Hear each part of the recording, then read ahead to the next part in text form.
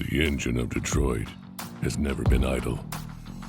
Every day steam rises from the Motor City Underground. Each drop of Detroit Steam Vodka is handcrafted with the same passion that went into the foundation of this city.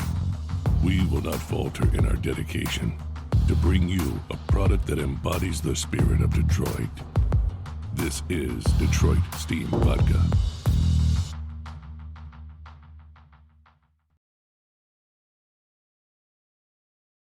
Chris McCuskey. The Detroit News published 6:35 p.m. EDT August 1, 2019, Arlington, Texas. Maybe if this was 2016, a young, left-handed, top-of-the-rotation pitcher like Matthew Boyd, with 3 years of club control remaining, would have attracted a top, big league-ready prospect like Kyle Tucker, Joe Adell or Carter Kieboom, or an already established young player like Gleyber Torres.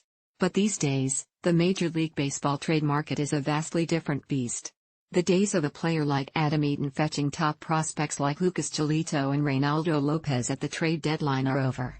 Jose Quintana bringing a return of Eloy Jimenez and Dylan Cease? Forget it. Everything has changed since the White Sox scored those coups in 2016. Only a few teams had extensive analytics staffs then. The new collective bargaining agreement with its draconian luxury tax penalties was still a year away. There were more owners willing to sell a part of their future for even a slight chance to sneak into the playoffs. Not anymore. Every team collects the same data on players and prospects, though some have more sophisticated databases and are better at digesting and applying the numbers. Every team has its own actuarial tables on players, which has all but ended the ability for established players over 30 to land lucrative, multi-year contracts. And the luxury tax penalties are harsh enough that even the big market teams like the Yankees and Dodgers need to pay heed. What you have now are a collection of owners who, with a couple of exceptions, think alike. And since they all have essentially the same analytical data, they all value players the same way. There are very few gut or emotional decisions made anymore. There are very few risks taken anymore.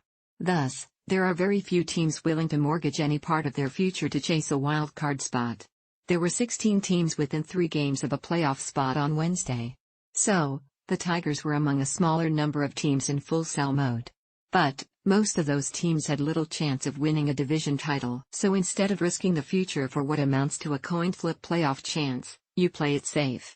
Make small moves if you can, but do not go all in.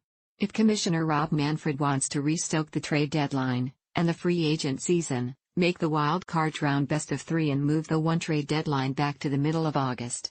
But that's not the landscape Tigers general manager Al Avila was confronted with in trying to find a trade partner for Boyd.